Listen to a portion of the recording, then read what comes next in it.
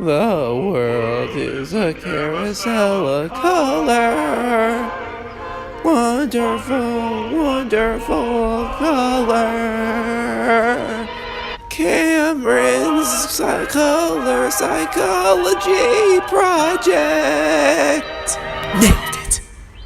Whoa, look at that unique and incredible intro I did just now. Disney, please don't sue me. Hello, professor and classmates alike. Especially you. Oh yeah, you know what classmate I'm talking about. Let's see here. Nick? Yeah, whatever, let's go with Nick. Welcome to my color psychology project. And no, color psychology isn't me asking if you're feeling a little blue.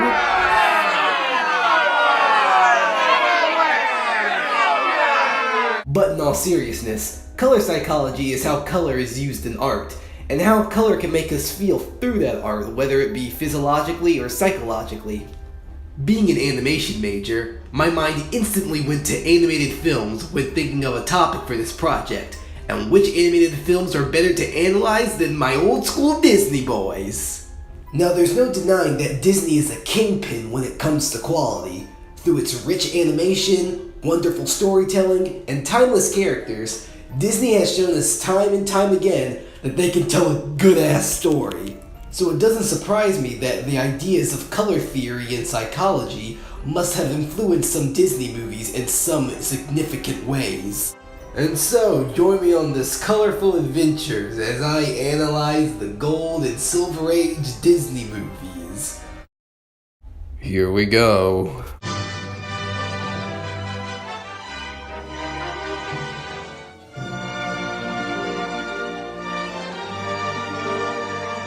Ah yes, Snow White and the Seven Dwarfs, the first animated feature film ever produced. As with most films in Disney's classic lineup, Snow White has a very distinctive cartoony style to it, almost like an evolved silly symphony, and this fact really helps its color imagery. Let's talk about Snow White. Sorry, I was just dying of a coughing fit. Let's talk about Snow White's color palette, which is not only red, yellow, and blue because she's the primary character, but it also makes her stand out from the rest of the characters, who seem to only have dark colors or muted colors. In fact, the only person to share Snow White's colors is the prince, just to show that both of them belong together. And also, this could just be me looking too into it, but the dwarves look like they're wearing the secondary colors of green, orange, and purple just because they're secondary characters. Ah, good analysis, me. Thank you, me. I desperately need friends. Another scene that uses color symbolism is the scene between Snow White and the huntsman. You know, the good one. In this scene, Snow White picks flowers in the meadow while the huntsman eagerly waits in the back ready to backstab her. Literally! Snow White is in a lighter tinted area to show her naivete and purity in the situation. The huntsman, however, is toned and cast in shadow due to his dark intentions. In fact, now that I think about it, Snow White is usually cast in light. Heck, even in the saddest scene in the film, the funeral scene, they keep a light on Snow White like a nimbus in a crucifixion painting. They did this because despite all the bad circumstances that might have happened to her, Snow White still remained a positive force that influenced everyone, kinda like Jesus. When the dwarves cry, you're also crying because you know she didn't deserve this. Even Grumpy feels bad that despite everything that happened in the film, he finally learned how to love.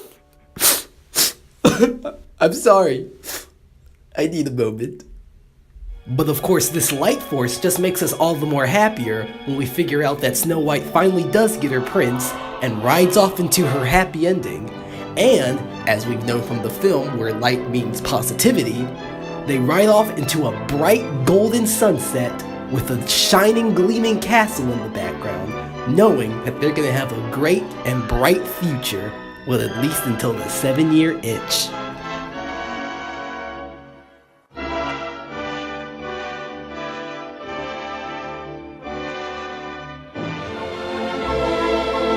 Now let's hop from the Golden Age to the Silver Age with the film Sleeping Beauty. Now I'm gonna be honest here, I'm not actually that big of a fan of this film. It's not nearly as good as some of Disney's early work and kind of falls in the place of generic princess film. But what I do absolutely love about it is the villain.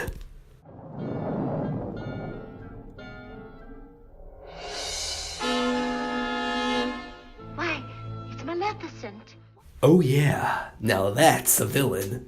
Before modern Disney and Angelina Jolie decided to make Maleficent boring, Maleficent was one of the most respected and often considered the best Disney villain of all time. And I think this is due to the fact how the animators used the color green for both Maleficent and the film. Now you're gonna have to indulge me here, but the only time we ever see green in this film usually has to do with Maleficent. Here are some examples. First off, her intro and her outro are both green. The predictions and magic she uses to predict Aurora's future is green. The skies above her castle, as well as the inside walls of her castle, are green. Heck, even the fire that she spews is impossibly green. This is a visual indicator put in by the animators to show that green magic equals bad. Haven't you ever wondered why dumbass fairy number 3 never blasts green magic at that dress? It's because the animators knew that that would conflict with the theme that green magic equals bad. And thanks to their dedication to this rule, a later scene becomes very suspenseful. You see, because of the use of the green magic in Aurora's prediction, we already know that something's a little off here when Aurora starts looking towards this green light. And the green light starts to build and build and build, almost like the tension of the scene, because you know that Maleficent is at work. Touch it, I say. Aurora even picks up this green tint when she's in her sleep, because as we learned, green is bad! Green is bad! In fact, it's not until her curse is lifted and everything is restored when her shade of green finally is gone. So I guess the moral of this segment is that green sucks. It's not that easy being green. I'm just like bad radio at this point. Let me just go on to this last one. And the last stop on our trip is the Jungle Book. And like the others, we're going to be talking about how brilliantly color was integrated into the story. Now let's get a little recap on that story. The story is about a group of animals that try to get a kid named Mowgli back to the man village before the ferocious tiger Shere Khan gets to him. Now the animators decided to do something really unique and clever with the coloring of Shere Khan. You see, mainly because it's jungle, Jungle Book uses a lot of green in their background colors. Because of this, Shere Khan incorporates a lot of red-orange in his design because he literally disharmonizes with the jungle. Wait, disharmonizes? Is that a word? I don't care. I'm almost done anyways. Just as in the film's narrative, where he literally disrupts any scene that's going on, even by the mere mention of his name, he also disrupts the movie thematically because of his red color palette on a green background. And I think that's brilliant! But Shere Khan is not the only threat in the jungle. In fact, there's one threat that all the jungle animals, including Shere Khan, fear. Fire. Okay, so let me explain. You see, in the film, fire is referred to as man's red flower, and this quote-unquote tool of man is the only thing that causes destruction in its path. So much destruction that even Shere Khan's afraid of fire. So it can't be a coincidence that the fire's thematic coloring is completely disruptive of the green backgrounds that the animators drew. You know why? Because it's fire! So both of those elements, narratively and thematically, both don't fit the jungle color palette. But is there anything else that disrupts the jungle narrative and thematically? Oh yeah, Mowgli. Despite him defeating Shere Khan and showing some competence in the jungle, Mowgli constantly gets kidnapped and disrupts other animals in the jungle, showing that he actually doesn't belong there. Whether you see it or not, he constantly disrupts things in the jungle, which is why I feel the animators gave him red shorts. It's a small, subtle detail that you wouldn't notice, but it makes a huge impact, kinda like Mowgli in the film. Which is why in the end of the film, he decides to live in the man village, where instead of being the contrasting color to the green jungle, he becomes an analogous color to the yellow buildings and orange dirt, finally being able to harmonize with man instead of causing disruption in the jungle, which is also the same case of fire should be a tool only used by man, used in man's village.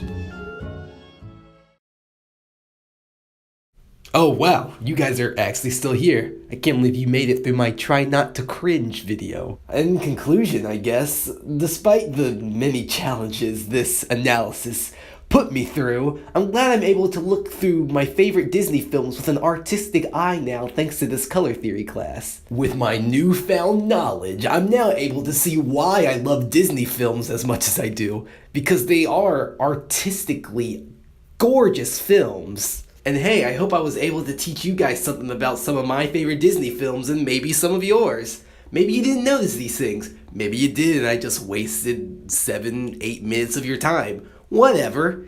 In the end, I just won an A. So, thanks everyone, and guess I'll see you Thursday when for journals. Actually, past me, it's Wednesday. By the way, if you guys know how to make a book, please help.